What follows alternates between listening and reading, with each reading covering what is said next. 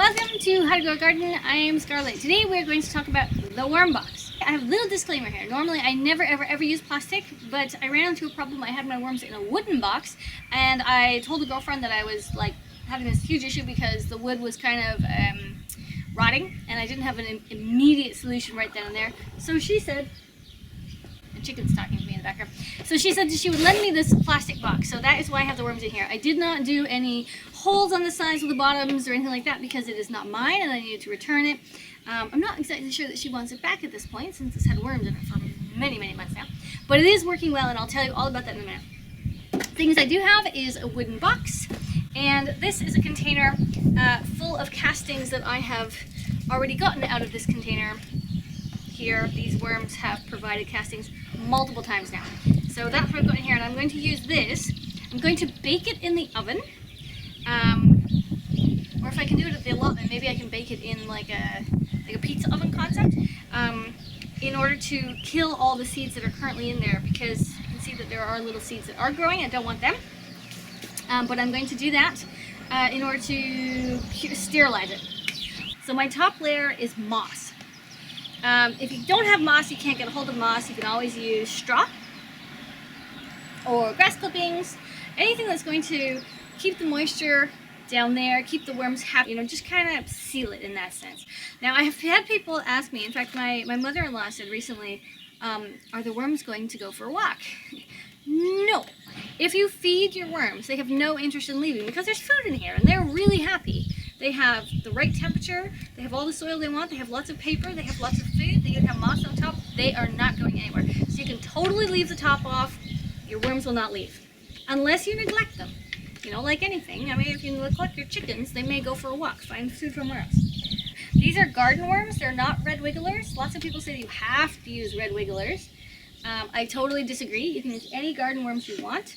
I'm actually using garden worms on purpose because the point of this thing is not just to make compost, to make castings, but also to make worms. So under that, I've got a whole bunch of, see, more little dudes. I've got a whole bunch of newspaper that I've shredded into little pieces. Now the worms will eat this. It would be really great if I remember to put on my gloves. Man, if I find any worms, they are going to go into this box for safekeeping. Now, I realize this might look pretty tedious right now, but if you like working in the dirt as much as I do, it's not so bad. This is all soil. I did not add soil to this box. You can, and I have in the past, and it's definitely a good idea sometimes, but this time around I didn't add any extra soil. Now, let's give a little bit of dirt to these guys so they don't get cold.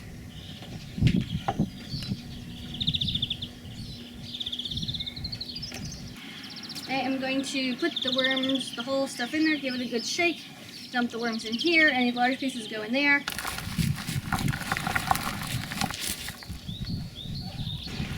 So if you're wondering why someone would bother to go to all this trouble to raise worms and keep them inside over the winter to try to keep them alive and then put them out in the garden, and I mean, why would we do this, right?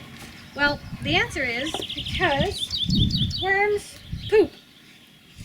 That's one of the great things they do. The other great thing they do is they eat things. So between them eating things and pooping, you end up with a really awesome organic way to get rid of your compost, which is faster than just letting it rot on its own. And you end up with worm poop. Worm poop, which is called castings, is one of the most fantastic types of fertilizer you can use in your garden. But if you really want to use nature to its best, if you can invite the worms into your garden, they will fertilize the ground with their castings. They will eat all of the fallen leaves and turn that into fertilizers and food for your plants.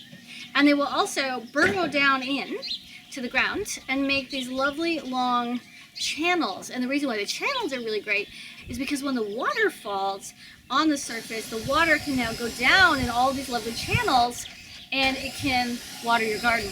If you had a completely sealed garden, like when you turn over a rototiller, there's a good chance it's going to be sealed off for a little while until the worms get established.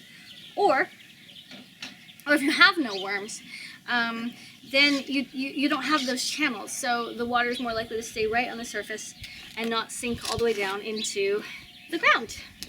Well, there's a ton of different ways to do this. You can take your time and do it really slowly and pick out each worm similar to what I'm doing. You can also do it where you don't actually disturb the worms at all. I would like to clean this box out, so for me getting them all out right now is a good idea because I want to get them into a new worm bin over at the allotment, which will not be part of this video because I still have to build it. But on a larger worm bin, if I, for example, fed them on one side and then after a few months I start feeding them on the other side, then I can harvest this side where the food's over there because the worms will all just go to where the food is. But this is such a small bin that really doesn't work. I also have a few videos on why you need them in the garden and why they're really good for you. So I'll put them together, so if you want to see that, it'll be up in the top. There's like a circle with an eye in it. That's for information. You can go there, or you can go to my playlist and try to search for it directly. But I'll definitely put the information to the playlist in the About More underneath. So I am going to continue to do this. It'll probably take me another 20 minutes or so. And then I will do another video later on how I build the worm box or the worm bin and what I'm going to layer it up with. And that'll come later. I hope you enjoyed this, and I would love to see you in the next episode. Toodaloo!